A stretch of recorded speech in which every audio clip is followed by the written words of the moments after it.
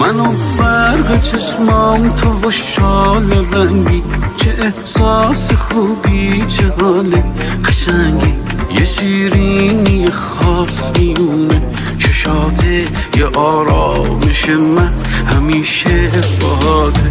تو آغوش تو باز چشم کم میاره، الانه که بارون دوباره بباره، زیر جتر موها دلم قرص قرصه، میگم خوبه حالم کسی تا بپرسه، میرخصونی موتو میچرخونی دامن، بگو تو دلا رو میلرسونی یا من، به من کل حرفات صمیمی و ساده است، همین که تو هستی خودش فوق‌العاده است.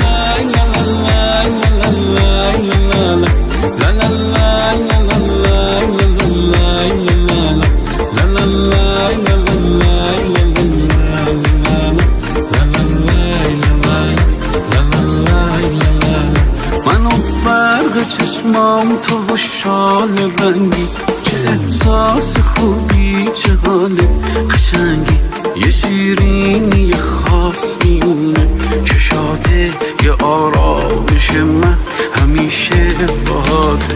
تو آغوش تو با چشم کم میاره، الانه که بارون دوباره بباره، زیر جتر موها دلم قرص قرصه، میگم خوبه حالم کسی تا بپرسه، میرخصونی موتو میچرخونی دامن، بگو تو دلا رو میلرسونی یا من.